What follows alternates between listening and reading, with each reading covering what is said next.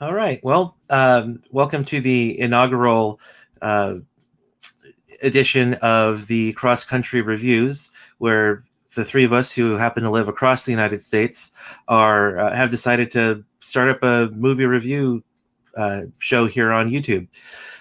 So if you happen to come across this video and you like it, make sure you give us a thumbs up and subscribe. Let us know that you watched it. Let us know what you liked, what you didn't like, and we can attempt to accommodate that. And if you happen to catch us live, you can comment, and we can bring the comments up here on the stream. So yeah, I guess we can go ahead and start off by introducing ourselves. My name is Clinton Wilcox, and I live in Sanger, California, and you know I guess we could maybe say what movies we generally tend to prefer, because all three of us kind of come from different backgrounds and have a different appreciation for different kinds of films. For me, I tend to gravitate more towards fantasy and sci-fi, and primarily comedies as well. So yeah, go ahead and we can go clockwise or however you want to go. I could go, yes. Yeah, I'm either way. David. I'm from Wadsworth, Ohio. That's near Akron. And movies I tend to gravitate towards are kind of, crime movies or just thrillers in general. And because I kind of started like noticing like filmmaking craft like outside of just entertainment value through like Christopher Nolan, David Fincher, Martin Scorsese. So I still kind of prefer those kind of movies. Right on. All right. I'm Nick Sansoni. I'm from Northwest Indiana, just outside of Chicago, and I've really for most of my really ever since I was a teenager, I've really gravitated towards like independent films and dramas and romance films of different sorts. And I my certainly my favorite filmmakers are definitely Richard Linklater, Paul Thomas Anderson, and like kind of those very kind of intellectual types of films. Hmm. Yeah, I don't know if I'd say I specifically have a favorite filmmaker. Mel Brooks, I would say, is probably one of my favorites. Yeah. Steven Spielberg is obviously a classic filmmaker, regarding science fiction films, Absolutely. as well as others. He's done dramas as well, and sci-fi dramas too. But yeah, so I'd probably list those two as two of my favorites. I don't know if you want to tell us favorite favorites, David. Or I actually have a story about Mel Brooks and Young Frankenstein specifically. It was a few years back. I was doing a semester in Los Angeles through my university, and they would like schedule certain like special events in LA they wanted us to go to, and so there was this one. It was right around Halloween. They did a screening of Young Frankenstein at Hollywood Forever Cemetery, and Mel Brooks, because obviously he's like over 90 years old, so he's definitely not in the shape to be going out and doing events. But he did live stream into the screening and like introduced it and said that welcome to Hollywood Forever Cemetery. And unfortunately, I can't be there with you now. I will probably end up there sooner rather than later. Oh, that's sad. I know, but of course he's Mel Brooks, so he has to make a joke out of it. Right. Yeah. Last year I found a Mel Brooks collection at the store. It came with 8 of Mel Brooks's films. It didn't come with Spaceballs, which was great because I already owned Spaceballs on DVD. So I got 8 films I didn't actually own on DVD. And one of those, of course, was Young Frankenstein, or should I say Young Frankenstein. And I popped it in and watched it, and man, it was still as funny as the last time I'd seen it. Mel Brooks is just a comedic genius. Absolutely. Yeah. Well, the 3 films that we selected to talk about today, because obviously we're in quarantine with the coronavirus thing going on, so there aren't a whole lot of movie theaters that are open, and so not a whole lot of movies that are showing in theaters. At least here in California, none of the local theaters are open, but I don't think there are theaters anywhere in California open right now. So the 3 films we chosen are actually available on streaming right now. We selected First Cow, which you can see on Showtime. Then we have Pieces of a Woman and Project Power, both of which you can catch on Netflix. So the way that we're going to structure this is we'll talk about each film in turn. We'll first have a brief non-spoilery discussion, give a synopsis of it, and then we'll kind of give our rating of the film and our recommendation, and then we'll talk more in depth of the film where we'll actually do spoilers. And so we'll just kind of take each film in turn and go from there. So who wants to go first with their film? Yes, I will. Okay, yours was First Cow? Yep. Okay. So yeah, I recommended First Cow because anytime I see a trailer with the A24 logo on it, I'm like, I gotta see that. And so then I was hearing some rave reviews about this one, and I looked up what it was about, and it's just it has one of those premises that just sound so ridiculous on paper that I gotta know how they made it work. And what it's about is basically, it's the 1800s, and you got this guy who's a cook for this group of fur trappers, but then he goes off on his own with this like runaway Chinese guy who had killed a Russian, and then they start trying to cook food that they can sell to other hunters and trappers in the area, but they need milk for their food, so they end up having to steal it from this wealthy Englishman who's the only one in the area with a cow. And then it kind of goes from there. So, what did you guys think of First Cow? Well, I guess I'll just say right up front, this was one of my favorite films of 2020. It was actually number 2 on my list, and I just think it's an absolutely phenomenal achievement, and I've actually been a big fan of Kelly Reichardt, the writer and director, for quite a few years now, and I think this is the film that should absolutely cement her status as one of America's finest cinematic storytellers.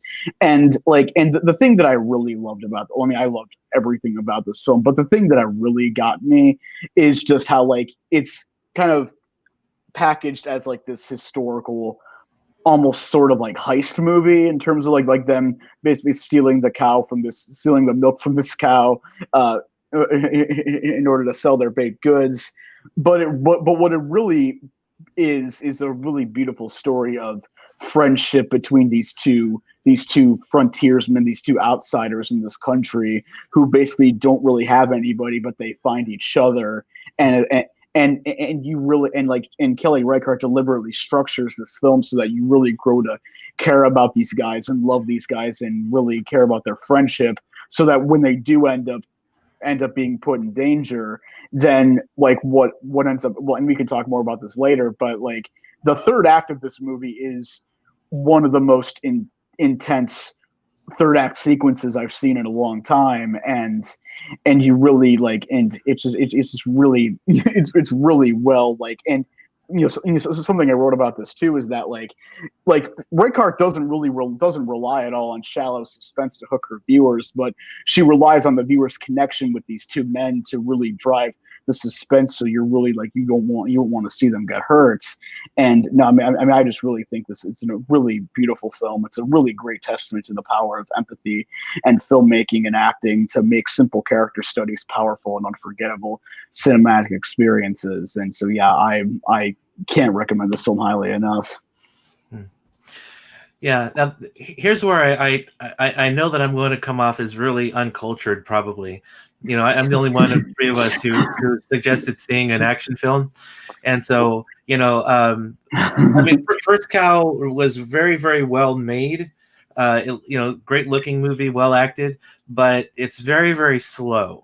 And I actually found myself bored through a large portion of it, and my mind wandered quite a bit. So I don't have. It's not all negative. I did enjoy the film. I just felt that number one, the pacing was just really slow, and that it didn't need to be a full 2-hour movie, because since the movie really wasn't focusing on him accompanying the fur traders, that really could have been cut down quite a bit. But that being said, I thought they did a great job establishing the friendship of these two, and yeah, I ended up caring about what happened to these two characters, and I thought the relationship was really well handled, and yeah, you definitely care about these two characters, and you want to you want to see them succeed in what they're doing. So yeah, I guess that's my non-spoiler review. So I would say I enjoyed the film, the interaction of the two friends, but it's a very very slow film. So if you're more like the action movie type and you want to you like a little more movement to your film, might not be the one for you. But if you really like independent art house films, those kinds of things, I think you'd really get a lot out of this. I think I'm somewhere in between you guys. Like, I thought it was really good, but I also did think there were some parts that dragged a little bit. Like at the beginning, just remember at the beginning, there's this long shot of the boat, and it's a nice shot, but I didn't really know why they did it. Yeah, it's an establishing shot. It's an establishing shot, but I immediately thought of Star Wars when I saw that, and then of course my mind went to Spaceballs. With like the overly long shot of Spaceball 1. So it was an establishing shot. But yeah, that's part of what I was talking about. That establishing shot, I thought just went on way too long.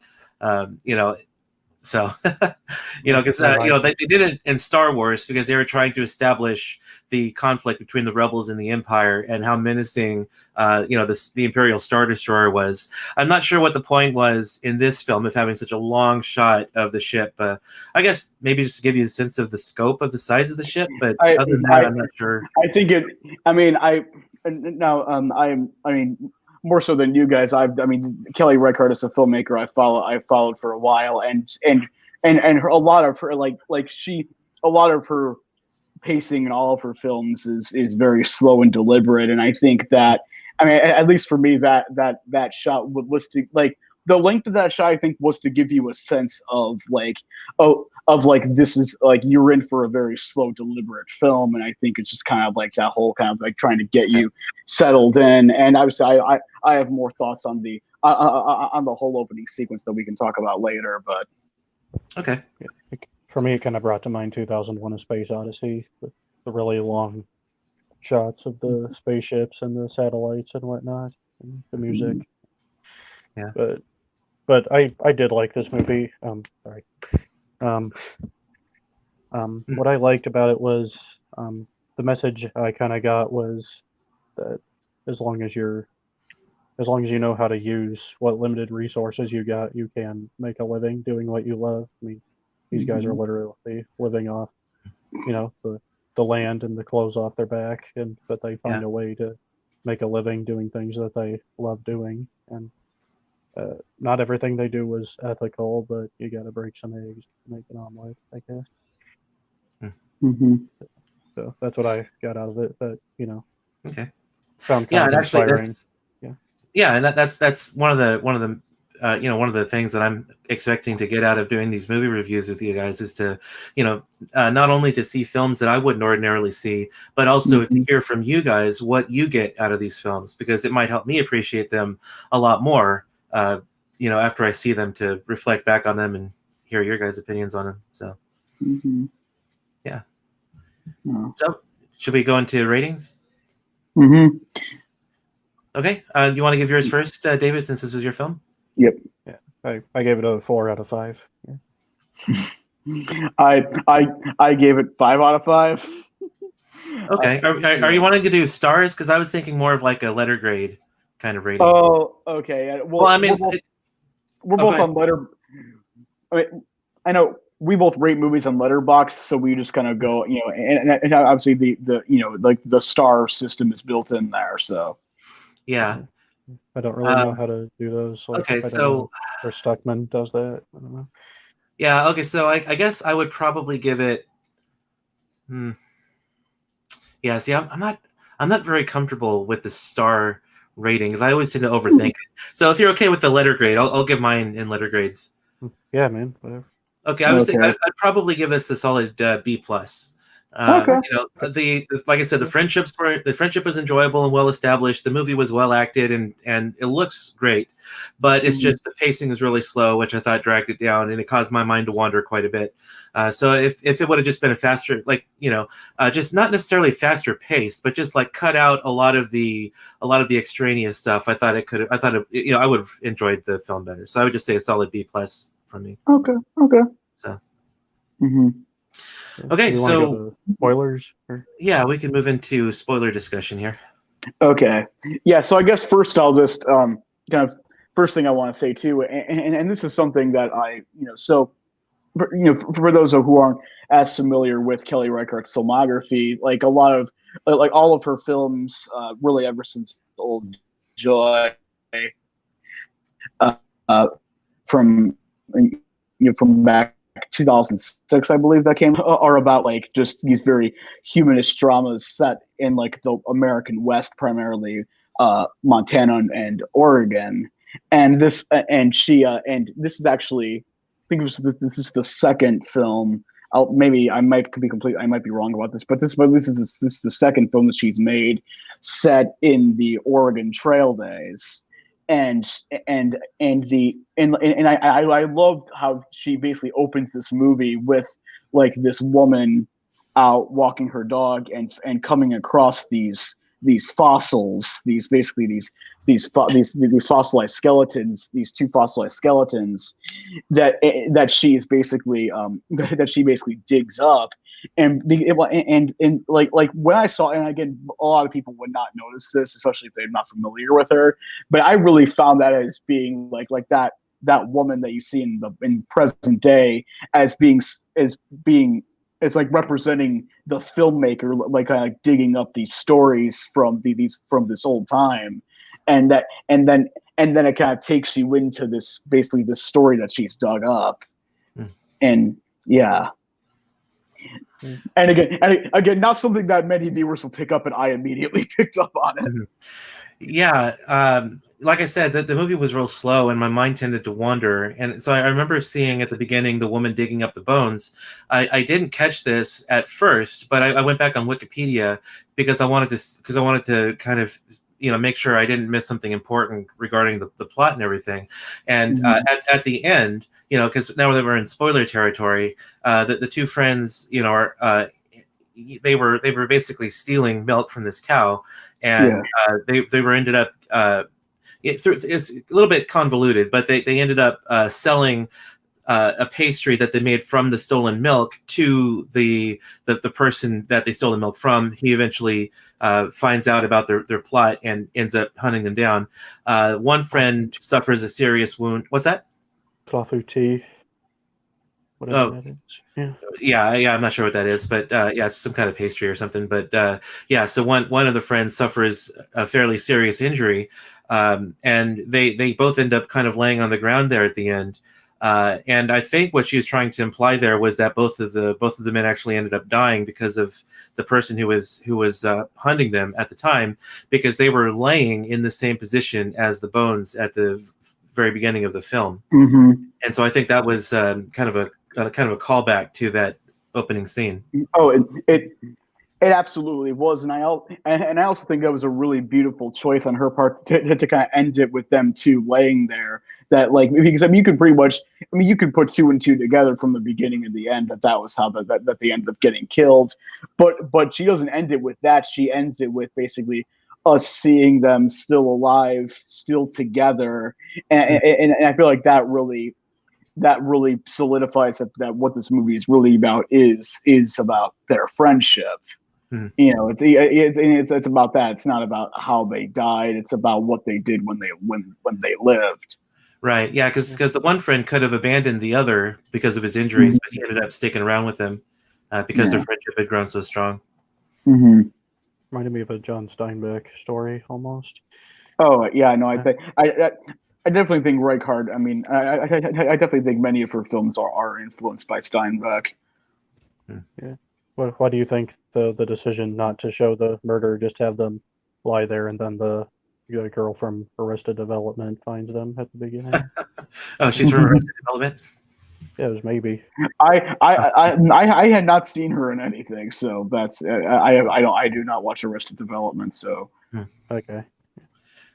Yeah, I've never seen it either, so I didn't place her from anywhere. Yeah. Why do you think that decision though to not show the murder and just kind of leave that the way they did? Yeah, well, I thought at first the friend with the injuries was actually going to die, but it ended up with both of them just laying there. So yeah, I don't have a clue. I figure you guys probably know more about this filmmaker than I do. mm-hmm. Yeah, I mean, like I said, I mean, I mean, like I said, I mean, I think that was I think that was to solidify that the story is a story of friendship. Mm-hmm. Yeah, I think that's I definitely agree with that. That I think friendship is a major theme throughout the film. Mm-hmm. Yeah, it reminded me a little bit of The Revenant in some places, like Mm-hmm. not nearly as brutal, but just kind of the world that the two characters are in. Mm-hmm. All the Yeah. hunters and stuff trying to make their living out there. Mm-hmm. Yeah, so honestly sounded like it wasn't bad work if you like the outdoors and you have the resources. Mm-hmm. Yeah. Who was playing the Englishman? He looked familiar. I feel like I've seen him in other stuff. Let's see. Yeah, there's only one guy whose name I actually recognized in the film. It was the chief actor was played by Toby Jones. Okay. Yeah, actually, I looked at the credits at the end, and Rene Auberjonois played a part in the film, and there was a guy in the film that looked really familiar. I was thinking he was someone else, but I looked at the credits, and oh no, it was Odo from Deep Space Nine. So yeah, and he was the only name I recognized. Also the Englishman's wife, Lily Gladstone. She's a really great Native American actress who actually had her breakthrough role in Kelly Reichardt's last film, Certain Women, which was one of my favorites of that. It was one of my favorites of 2016. Yeah. Yeah. I've never actually seen any of her movies until now. Mm-hmm. Well, she has two movies on Amazon Prime, Wendy and Lucy, and Meek's Cutoff, and they actually both star Michelle Williams, and they're both Meek's Cutoff is her other one that takes place on the Oregon Trail. Are they sad? Yeah. Mm-hmm. Because I feel like Michelle Williams is usually in sad movies. Mm-hmm. Something I've noticed. Yeah. I guess yeah. Anyway. Okay, shall we move on to the next film? Yep. Okay. Do you want to go next, Nick? Yes, sure. So our okay, and real quick, so I'm thinking what I'll probably do is after we finish our discussion, I'll go back in and I'll put the timestamps of each of the films so that it'll make it easier for people to skip past the spoilers if they don't want to see any of the spoilers. Yep.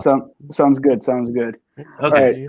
We'll move on. So all right. So the next film that we're going to talk about here is a film called Pieces of a Woman, and this is a film that stars Vanessa Kirby, who is she's had a lot of small supporting roles in recent films, probably most notably to our listeners. She was in Mission Impossible Fallouts, and this is her first true leading role in a film. And she plays a woman who, when we first meet her, is 9 months pregnant with a baby girl that she's had with her partner, played by Shia LaBeouf, and her and her partner have decided on a home birth for their baby, and they're at home. Her water breaks. The midwife that they have hired can't make it in time, so they end up getting a replacement midwife played by Molly Parker, who is basically tasked with helping them with helping them give birth to this baby girl. Now, what follows is a 30-minute long unbroken take that is unquestionably one of the most intense and heart-wrenching sequences I've seen in a film in a very long time.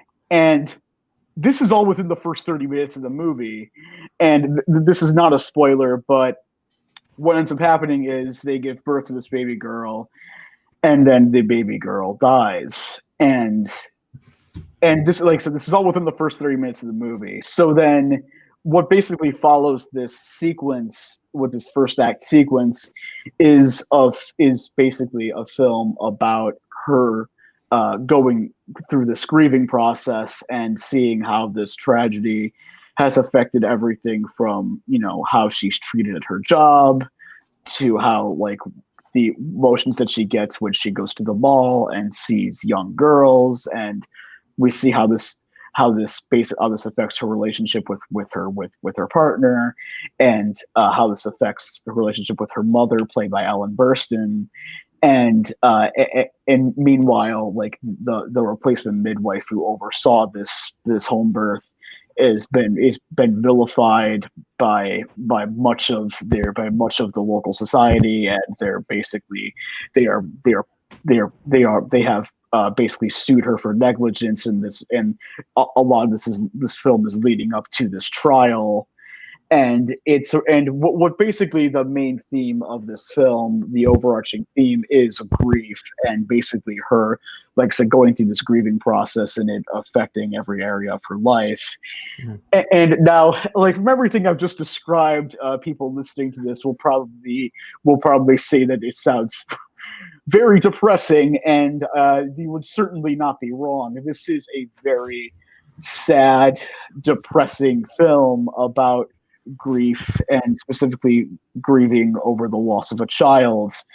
But needless to say, I did find much of this film to be very compelling, and a lot of it has to do with two things. One, like I mentioned, that first act sequence, which is, like I said, is one of the most intense and heart-wrenching sequences I've seen, and I think it's very, very well done, and I think the decision to do it as one long tracking shot could have easily come off as pretentious, but I think it's done very artfully and respectfully, and I think it really adds to the tension of that like you're feeling every second as everybody in the room is feeling it, and I think it's very well done. And now obviously the rest of the film doesn't have nearly that same intensity that sequence had, and it's not supposed to. It's supposed to be about, like,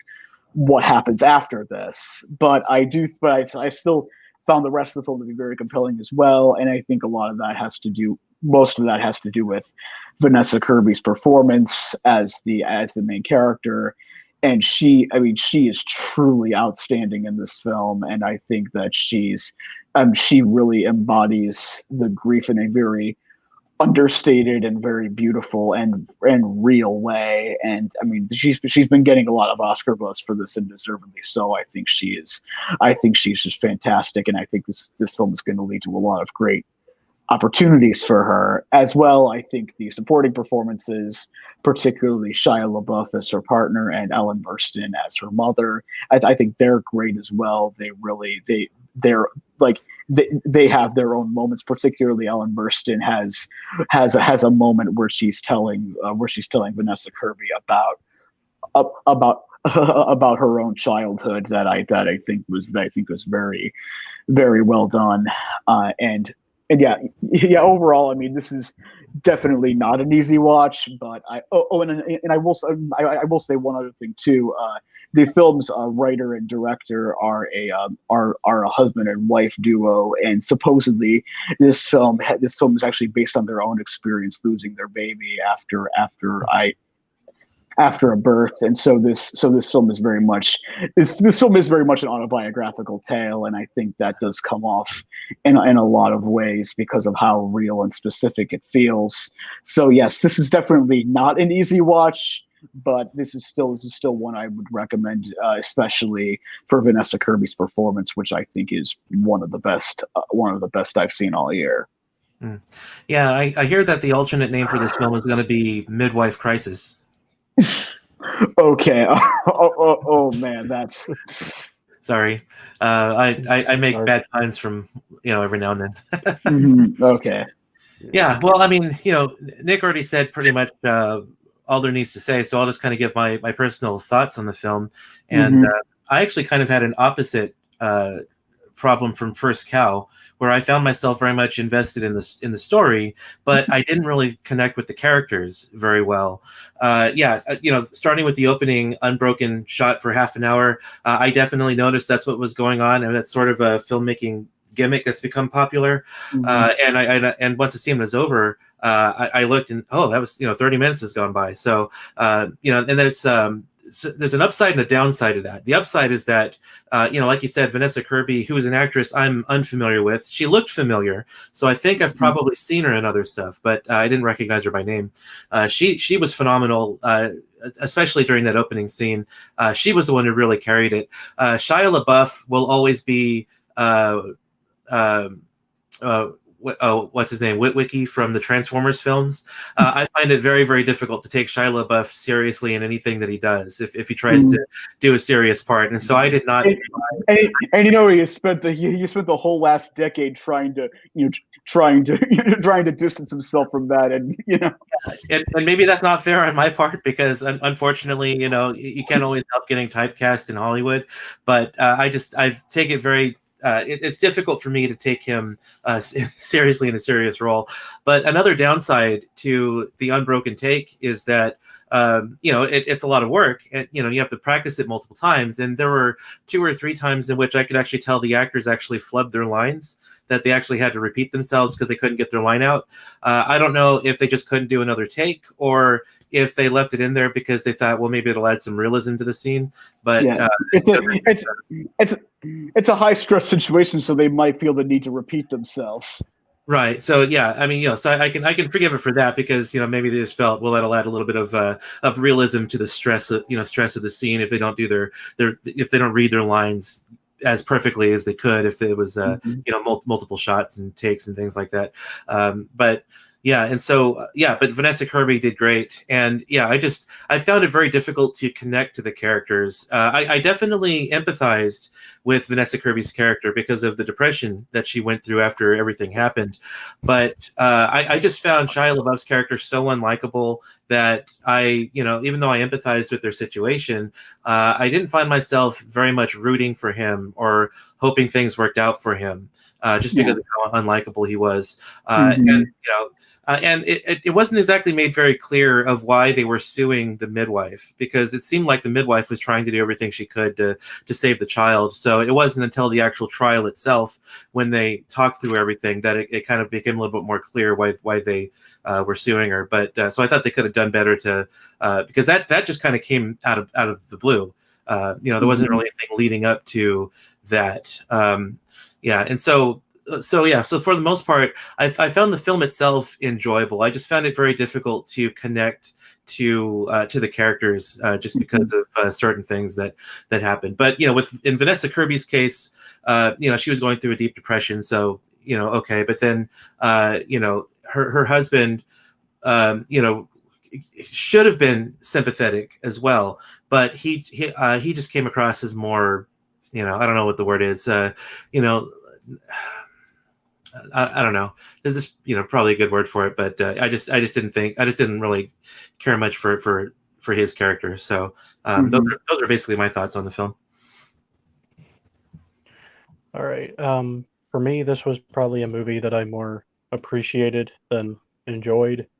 But like there's a lot of those movies, like if you've ever taken a film class, that you can appreciate them when how well they're made, what they do for the medium, even if it's not something you'd necessarily care to watch again.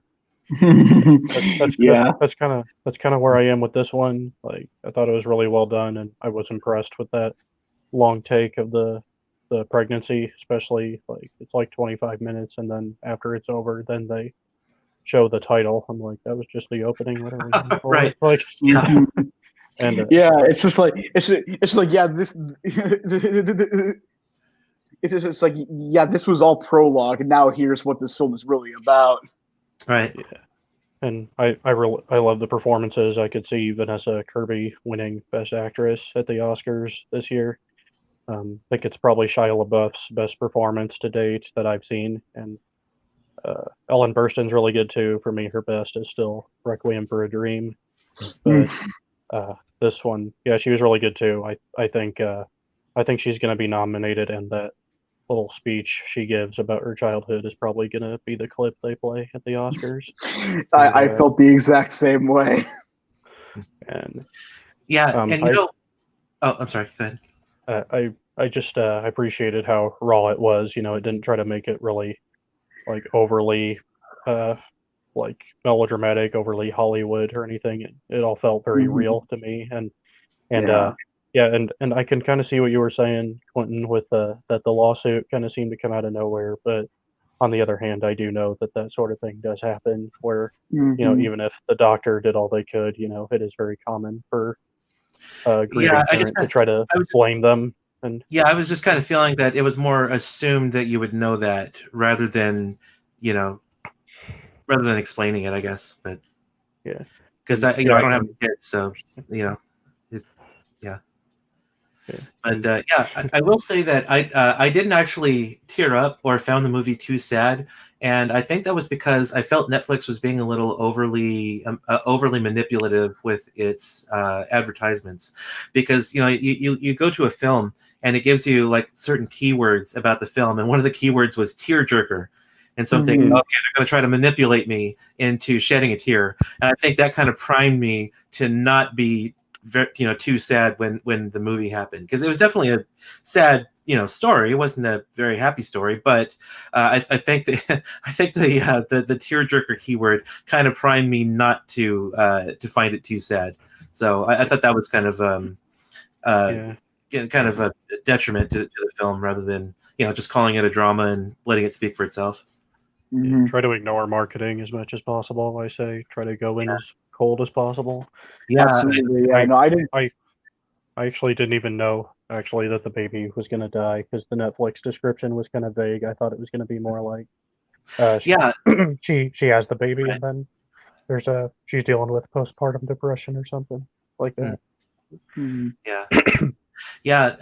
I've been burned by trailers too many times, so now I try never to watch a trailer before watching a film. I did not watch the trailer for any of the three films that we're talking about today. I went in as cold as possible. Same here, although I did watch a couple of reviews of Project Power before I recommended it to you guys, because I know Netflix has kind of a reputation of really bad films, so I wanted to make sure I wasn't recommending a stinker to you guys before I recommended it. But no, Pieces of a Woman and I thought Project Power both actually turned out to be pretty well-made films. So definitely, I thought both of them kind of broke the Netflix curse, or whatever you want to call it. Yeah, we'll talk about Project Power later. I certainly have my thoughts on it. Yeah. Okay, so let's go ahead and give our ratings, and then we can move into a spoiler talk for Pieces of a Woman. Okay. Well, I gave this movie 4 out of 5, so I definitely. I mean, it's not perfect. I definitely think in terms of films of kind of independent dramas about grief. I think Manchester by the Sea and Waves are probably superior, but I did find this film very compelling, especially because of Vanessa Kirby's performance. So yeah, 4 out of 5 for me. Yeah. Oh, go ahead. I was going to say I also gave it a 4 out of 5, and yeah, I think it's funny you brought up Manchester by the Sea, because what was going through my head was, Manchester by the Sea is like the most depressing R-rated family drama I've seen until now, and Pieces of Woman's like Hold My Beer. Well, I think Manchester by the Sea is a masterpiece. This film is definitely not that, but I still think it's very, very good. Yeah, I'd probably give this one about 3.5 stars out of 5. Okay. Just because I thought it was really well made, and I was definitely invested in the story. I just found it really difficult to get invested in the characters. So yeah. Okay, so we can go ahead and move into spoiler discussion. Okay. Yeah, this isn't really a spoiler, but what I want to say, I like the music and how sparingly it was used. The score by Howard Shore, I kind of saw some traces of Spotlight in there in the music. Yeah, the music was real classical, classical in its composition and in the instruments used to perform it. And as a classically trained musician myself, I really appreciated the soundtrack to this film. It was very, really excellently done. Mm-hmm. So a big thing I wanted to talk about with spoilers is I watched part of this movie with my fiance Karen, and something we discussed was do you think the sex scene from the middle of the film did would you say that was a rape scene? Hmm. Because it didn't seem like she wanted to, but she kind of just gave in to him. Yeah, I would, Felt a I little would, I icky. yeah, yeah, that was definitely well, and especially given some of the things that some of the things that have been in the news about Shia LaBeouf recently. I was definitely very uncomfortable during that scene. yeah, I did read Wikipedia after I saw the film too. I always like to read the Wikipedia synopsis just to make sure I didn't miss anything my first viewing, especially if I'm going to Same. talk about the films. But yeah, the way Wikipedia described it was that he tried to initiate sex with his wife, but was unsuccessful. And I think there's a little more leeway when it's a husband and wife. Because I think the marriage relationship does put you in an expectation of sex, but Mm. before people start grabbing the pitchforks and lighting them on fire, I definitely don't think it's okay to try and force your spouse into having sex. And so, I think if it wasn't a rape scene, I think it was pretty borderline. And that's one of the things that caused me actually not to like Shia LaBeouf's character. In that, it's okay to try to initiate sex with your wife, but if she clearly doesn't want to do it, then trying to force her into it is not okay. And so that was one of the things that really caused me not to like his character. We're gonna get And I, canceled before we even start. What's that? We're getting canceled before we even start. Right. Hmm. Well, yeah, and I mean, well, anyway, so yeah, I do think that yeah, I was very uncomfortable watching that scene, and I definitely think that I mean, and I don't think Shia LaBeouf's character is supposed to be. I don't wouldn't say he's supposed to be likable, but I mean, I do definitely think that scene in particular. I mean, I think I mean, I mean, it felt real when I was watching it, but I definitely think that's yeah, I had yeah, no, I definitely had whatever, but yeah, I was yeah. Well, yeah. No, I didn't like his character very much. Well, well, yeah. I mean, these are two characters who are going through grief, so obviously mhm, it's not going to be all rainbows and unicorns or anything like that. yeah, But you can grieve and still not come off it as a royal jerk.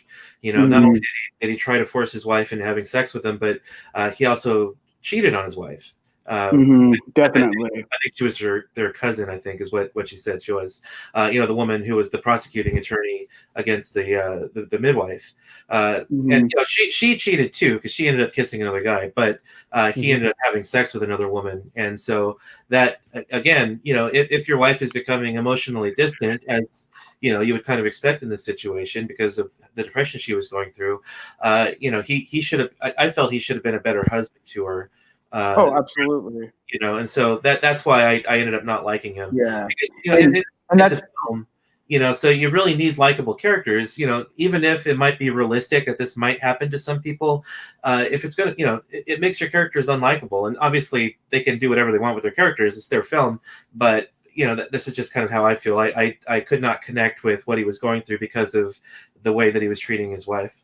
Yeah. absolute well, absolutely, yeah, and I definitely think I mean that's there's definitely that there's the part later on. Yeah, it's like he cheats on her and then she cheats on him, and then there's and then basically like her mother like gives him a check and said like and she says like go and don't ever come back. Yeah, and he actually does it. So Yes, that yeah. was kind of the I guess the straw that broke the camel's back, and the Hmm. unlikability vertex or whatever you call it. Yeah. He So al- he also hit her in the face with a medicine ball. It's like, dude, right, come on. yeah, Hmm. yeah. Yeah. And I don't know. What do you guys think of the ending? Like, I kind of thought the whole the conclusion where she forgives the midwife and decides to just drop the trial and move on was a little bit abrupt, kind of. Right? What do you guys Yeah. think? Oh, yeah. And actually, I've been watching some lawyers on YouTube, and now whenever I see a trial on a movie or television show, it's always in my mind the things that they're not supposed to do. Like you're never supposed to approach a judge, even if you're an attorney, because you'll get tackled by the bailiff. Mhm. And so this guy approaches the judge without asking permission, and I'm like, no, you're gonna get tackled. But it's a film, obviously. So yeah. But And she yeah, did so ask yeah. permission. What's that?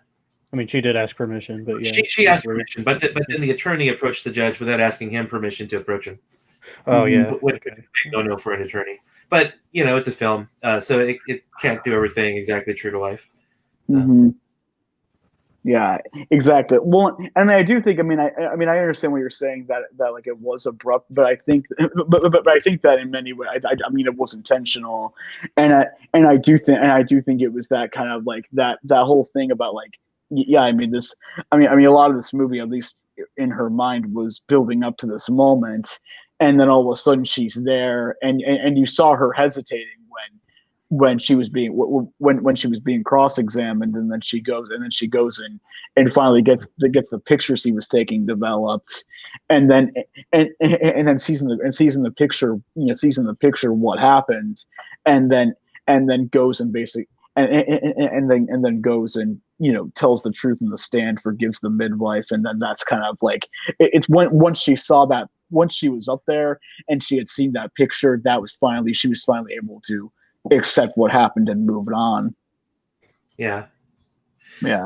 I kind of feel like the whole trial was just kind of unnecessary. I think I don't think you needed that to get her over the grief.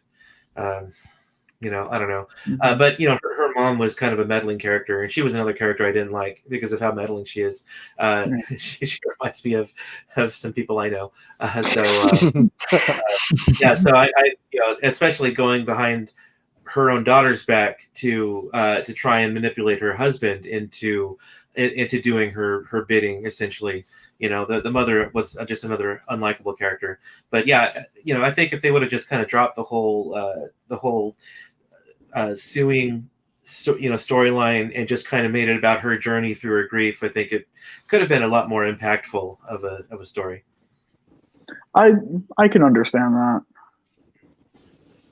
Yeah, but then again, it's easy to criticize from our armchair. Mm-hmm. You don't always know what's going to be a good decision or what's going to be a bad one when you're writing the script or filming it. So I've never been a pregnant woman. Yeah, neither have I. Nope. Do you think, I don't know, if someone's given birth, do you think that opening sequence would like probably make them unable to watch it? I don't know. But it's possible. I don't know. I'm not a psychologist, but yeah. So I guess maybe we could say, if you've gone through that, that might be a little too sensitive for you, but but yeah, it was really well done scene. I was actually thinking as it was going on, man, this really isn't like a sanitized movie birth. They're really going all in. This kind of thing until the baby was actually born. Then it was like all clean and then it was really sanitized. And I'm like, oh, they didn't go all out with the birthing material when the baby came out. So yeah. Mm-hmm. But yeah. All right. Okay, so we're gonna move on. Yep. Okay, so this third one that we watched is called Project Power. And I was a little hesitant about this one because Netflix produced a movie called Bright, which I haven't seen, but from all the reviews I've seen and from people I know who've seen it, it's pretty much universally panned. People just didn't like Bright. It wasn't very well made. So I was afraid Project Power might be the same. But I actually found it really well made, really enjoyable film. It's a sci-fi action film, kind of a sort of a unique take on the superhero genre. I told my brother about it. I said it's kind of like Bad Boys with superpowers was really how it felt like to me. So it stars Jamie Foxx and Joseph Gordon-Levitt, and Joseph Gordon-Levitt plays a cop, and they inhabit a world in which there are these new kinds of pills that are hitting the street. If you take the pill, then you can develop superpowers for 5 minutes, and then the superpower goes away. But it's more of like a gritty, realistic take on superpowers. So it's not like the Avengers. It's more like you know, I'm not sure what might be an analog to that. Maybe more like what's that superhero show that they've been having on, I think, Amazon Prime? Um, The Boys. Boys, yeah, which I haven't seen, but I think it's probably a little bit more like that because it's more like gritty and grounded. So you can develop superpowers for 5 minutes, or in some cases, the person actually explodes, and you never know what's going to happen to you until you take the pill for the first time. Once you take the pill for the first time, then you'll know if provided you don't explode, you'll know that that's your superpower, and you can utilize that superpower to do whatever you want for that 5 minutes. And of course, a number of people who take the pill use it to commit a crime. And so basically, this cop is trying to keep these pills off the streets. And of course, trying to take down criminals who use these kinds of pills. He eventually meets up with Jamie Foxx, who is someone who had his daughter abducted, and he's on a search now to find his daughter. And so that's basically the premise of the show. Like I said, it's basically bad boys with superpowers. I thought the film was really well made. It was well acted. I think Jamie Foxx is a really good actor. Joseph Gordon-Levitt did a great job too. And I didn't recognize any of the other actors, like the actress who wanted to be a rapper. She was really good at it, but she did a good job too. And it was. The superpowers actually looked really good. It wasn't a cheaply made film, which is great for a superhero film. And I thought it was kind of a step above the Netflix films you usually think of when you think of bad Netflix films like Bright or The Cloverfield Paradox, or films like that. So yeah, I really enjoyed it. It wasn't an especially deep film. There were a couple takeaway messages. Like one of them was, you don't need a pill for superpowers. Everyone kind of has something inside them that makes them unique and is something that other people can't do. So you don't really need a pill to utilize your superpowers. So there was one or two takeaway messages that were weren't incredibly deep, but still work for the film. So I would say if you're looking for something that makes like a commentary on the human condition, you'll probably be disappointed in this film. But if you're looking for just like a mindless popcorn action flick, I would say give it a watch, because I think it's really good as just like a popcorn action flick, especially since movie theaters are closed right now. It's probably the best we're going to get for a while.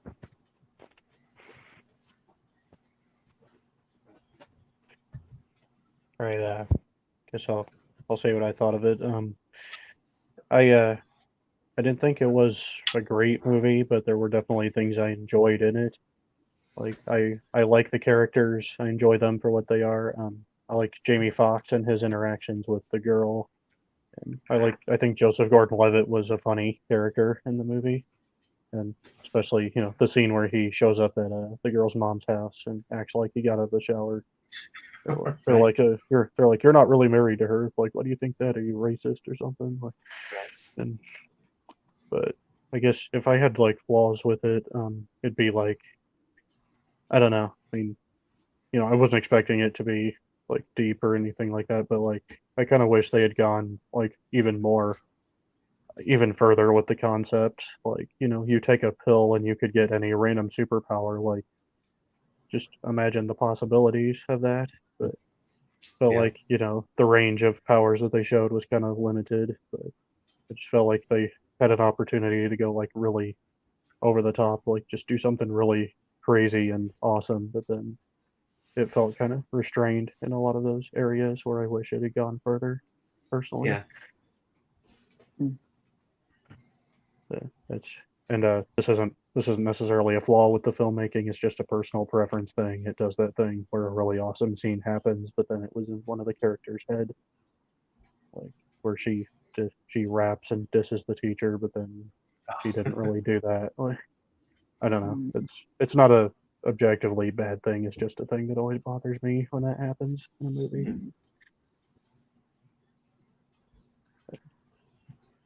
All right. What do you think? Okay. Well, Are you have anything more to say or? No, go ahead. Okay. Well, yeah, I'm just going to be completely honest and say that I was not with this movie at all. And like now for me, like, so as you both know, I mean, this isn't the type of film I would normally engage with, but I did decide to give it a chance after you recommended it, Clinton, and I sat down to watch it, and now I do think the premise is interesting, and I think that, and I definitely like Jamie Foxx and especially Joseph Gordon-Levitt as actors, but I just didn't really there. I didn't find much in this story to latch onto from really a character standpoint, or even with like a or even with the sense of like they.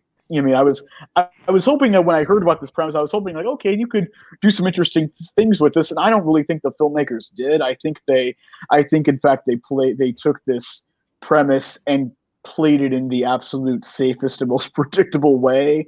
I mean, all the way down to like Jamie Foxx's whole goal is to get back to his daughter, and like I feel like ever since Taken, that's become probably one of the biggest cliches in action movies. And I was just kind of like, oh, this is what we're doing again, okay.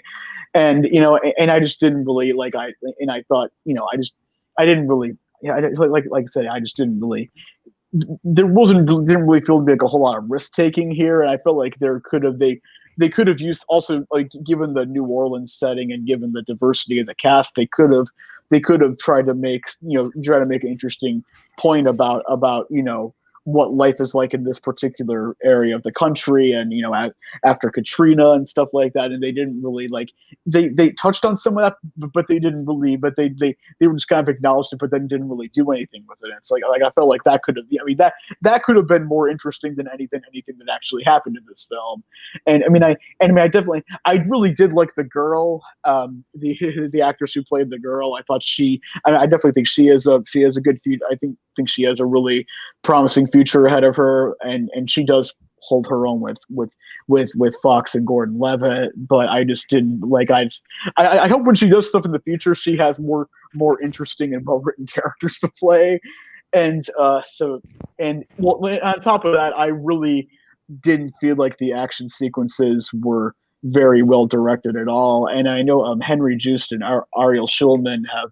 I mean, I know that that they've made. I mean, they particularly made one interesting documentary from about a decade ago called Catfish that I really liked. So I mean, they definitely have talent as filmmakers, but I don't think their strength is in action. I found the action sequences to be very schizophrenic and very and just really there were times where I didn't really know what exactly was happening on screen, and that's always my biggest pet peeve with action movies, is when you're showing an action sequence, but we don't really know what's happening, and we don't really care. And I found myself not caring during a lot of these action sequences. So yeah, I mean, I guess if you just want a fun sci-fi action movie on Netflix, you could do worse, but yeah, definitely not a recommendation from me. Yeah, I mean, I'm with you guys. Sci-fi is at its best when it makes intelligent commentary on humanity, and they could have definitely done a lot more with this film. So it was disappointing in that respect. That, and of the reviews that I saw, I think that was, there a lot of the criticisms were kind of mirrored with you. And I don't watch a whole lot of films, so I don't get like oversaturated by these things. So when something halfway decent comes along, I'm saying, oh, that's kind of cool. But if I was like a full-time movie critic, then I might have some of the same feelings that you guys do. So if you're oversaturated with action films, I don't know if you'll get anything out of this one, but I think it's worth a watch. But yeah.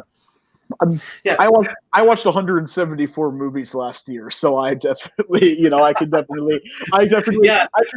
I can tell well directed action from not well directed action. Yeah, I only managed to watch 5 films last year, primarily because theaters were shut down. So so it could also be that I was just starved for a really good action film, and this is the best one I've seen in a while. So. And hey, there's nothing wrong with that. But yeah, no, Yeah. I would definitely take any of Tarantino movies over this in a heartbeat. But Yeah, John yeah. Wick. So I mean, yeah, this definitely isn't a Once Upon a Time on Hollywood or John Wick, but I would give this 4 or 5 stars. I think if you're just looking for a brainless action flick and not looking for anything more than that, I think you could probably get some enjoyment out of this. So just don't go into it hoping it's anything more than it actually is. Mhm. Yeah. What do you give it, Nick? I would give it a 2.5 out of 5. Yeah, I think I gave it that too, but probably closer to a 3 than you would be. Okay.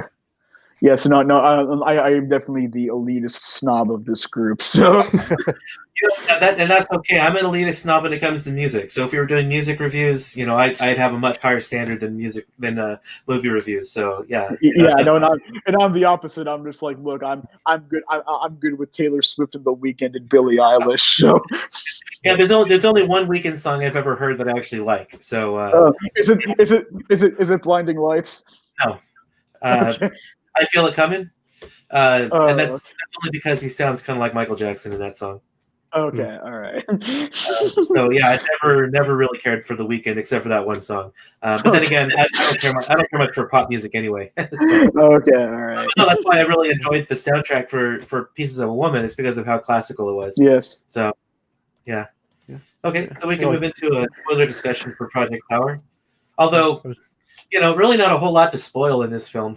So if we give things away, I mean, it's not a huge deal because it's not like you're giving any. It's like pretty much all cliched beats for an action film. So yeah, no, I definitely felt that. And I guess one other thing is that about how many times in this movie is there a visual or dialogue reference to the fact that it takes place in New Orleans? Yeah, that is mentioned quite a bit. It's I just like at a certain point when you like mentally check out of a film, you start picking up on stuff like that annoys you. And I was definitely I'm like okay, like this movie references its location more than Home Alone 2. Yeah, that one references it right in the title. Mm-hmm. And again, they didn't really do anything interesting with the fact that it was in New Orleans. So exactly, it shows there's a Saints game going on. I'm like, okay, people, okay, this is you're doing the same thing that like you're doing. Yeah, it's just yeah, a lot of good movies do those references to like The Social Network. I think they mention Harvard in every scene. Well, of course they do. Yeah. But it's Aaron Sorkin, and he knows how to. Aaron Sorkin knows how to do that organically and not in a way that's distracting. Yeah. Right. Yeah. I just want to say the girl who can like heal people reminded me a lot of like Children of Men or like the video game The Last of Us a lot. Yeah. No, I thought of Children of Men and like which is one of my favorite movies of all time, and so I'm like, okay, yeah, this is like Children of Men, a film I would much rather be watching. Yeah, and like I said, pretty cliche because you can kind of tell that's what was going to happen after Jamie Foxx sacrificed himself to save his daughter, and she came over and cried over him, and you just knew that okay, she's probably going to heal him or something. Yeah. So yeah. Yep. I mean, at least they didn't do it where her tears healed him. So at least they weren't that cliche. But yeah. I will say they worked that in a lot more organically than Star Wars did. The Rise of Skywalker. I still haven't seen The Rise of Skywalker. I mean, this is kind of this is going to be like a whole show discussion in and of itself. But The Last Jedi really killed any interest I had in the Star Wars franchise. And see, I thought Last Jedi was great, and that was one of the reasons why I didn't want to see Rise of Skywalker because everything I've heard is that I think you mentioned David when he talked one time like the whole movie is basically them retconning Last Jedi. I'm like, yeah, that's not really something I care to see. Yeah, no, The Last Jedi rabbit hole. Yeah, probably would have been great as a standalone film, but the fact that it was supposed to be the second in a trilogy is why it kind of killed the interest for me. But yeah, that's a rabbit hole All we right. could go down. Anyway. Let's not do that. You don't right want to now. go down that road. Yeah, that's a long, dark, lonely road. Yeah.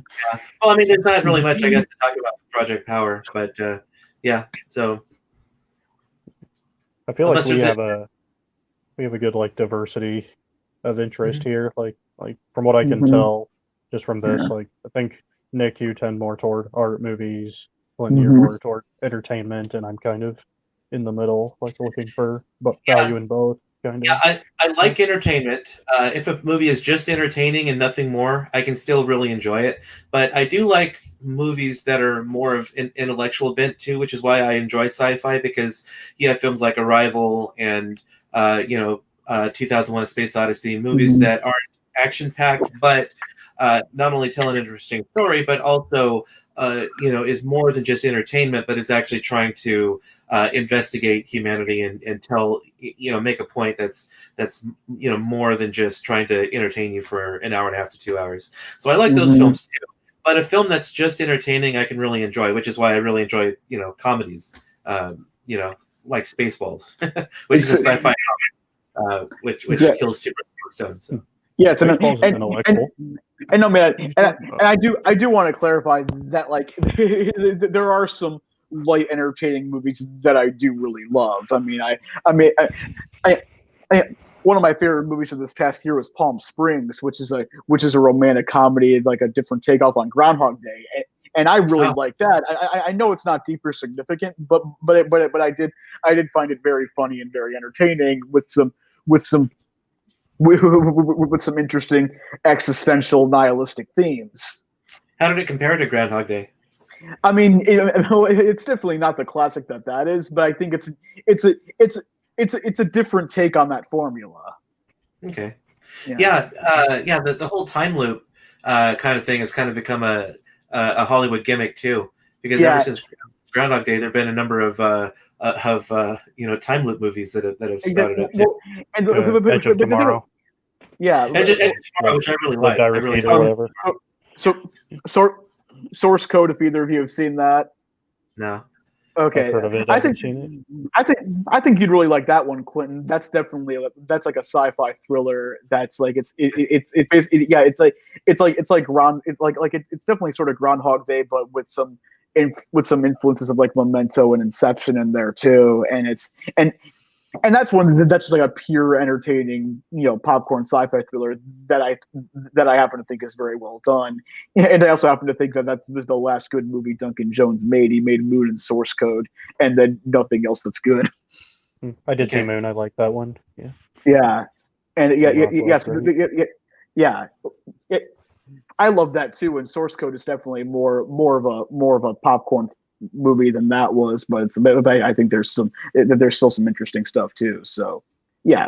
So yes, so again, I do I do like light entertaining genre movies when they're good. Yeah. Hmm. Okay. Well, yeah. So those are the three films we watched that are fairly recent. First Cow, I think, was actually back in 2019. Actually, I do. So it played a couple festivals in 2019, but it wasn't given a wide release until 2020. So technically, it counts as a 2020 release. Okay, and then Pieces of a Woman and Project Power were both 2020 films also. Yep. Project Power, I think, came out in like November or December, so it's fairly late. I'm not sure when Pieces of a Woman came out, but It actually came out. It came out on Netflix just last week. So that would have been January 8th. oh, okay, So it's a recent one then. yeah, it's actually. Well, I believe last time I checked, it was actually the most popular film on Letterboxd. So yeah, so it's very much one that's being talked about within the film community. So which is the reason why I picked it for us to talk about this week. Yeah. Adam from Your Movie Sucks gave it a 8 out of 10, which he rarely gives anything that high. So Mm. that's cool. Okay, maybe I'll have to watch his review. Mm-hmm. So yeah. Yeah, because like I said, Pieces of a Woman, I found myself invested in the story. It was just the characters that I couldn't really get into, but yeah, so yeah, hopefully hopefully I'll be able to find a better a better action sci-fi film for next time. But yeah. All right. Sounds good. Sounds good. Yeah. So now that we've talked about the three films, was there anything any other recent films you saw that you wanted to touch on real quick? Because you mentioned there's another one you maybe wanted to see, or did you want to save it for the next discussion? No, I can talk. I can talk about it now since I just rewatched it this past I just rewatched it this past weekend. Okay. It's actually a documentary called "The Reason I Jump," and it was a film that I actually saw at last year's 2020 Sundance Film Festival when I was working there, and it's just been released. It was just released last week in virtual cinemas. One of which being the Music Box Virtual Cinema, which is how I rewatched it. It's a documentary. It's based on a book that was actually written by I believe a 13-year-old Japanese boy who has nonverbal autism, and he basically wrote this book about his experiences to kind of like it was really kind of like it put you in his mind, and a book is a book that was translated into English, became a bestseller, and now there was this was a documentary that was based on it, but at the same time it kind of broadens the scope of that book. So while that book was just this one account of having nonverbal autism, this movie actually follows I believe 5 different young people who are both autistic and nonverbal, and from all over the world, and it's about like their experiences and their different struggles in their communities, and how they're all basically learning to become to function and contribute to society, and with the help of their parents and different people in their communities. And it's just a really, now, I mean, as somebody who is on the autism spectrum, and who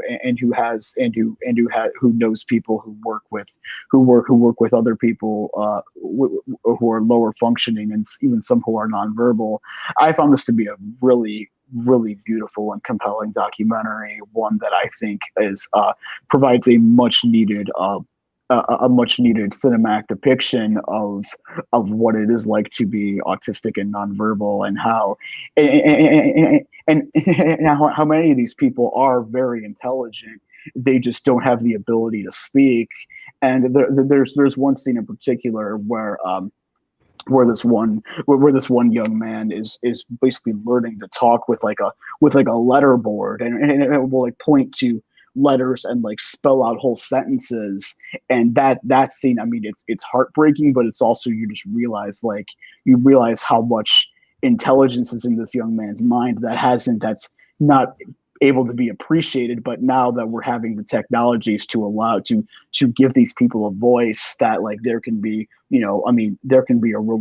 real breakthrough. And just as long as we give them a chance. And so the unfortunate thing though is with theaters being closed, that because I was lucky enough, I got to see this film at the Sundance Film Festival, and a lot of effort was clearly put into the sound design here, so that you can really and the sound designer who I actually got to meet at Sundance, he basically constructed this film so that you can hear what someone who is nonverbal is hearing. Like, you can hear the world as they're hearing it, with certain sounds being more pronounced, and seeing it in the theater with like high quality surround sound.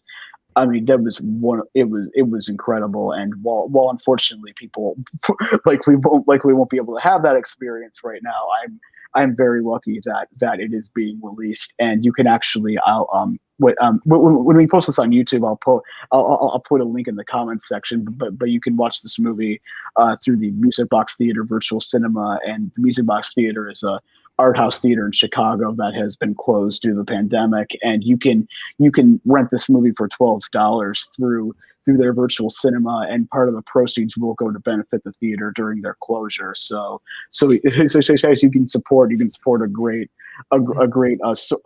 source for cinema in Chicago, and also watch what I think is one of the best documentaries I've seen in a long time.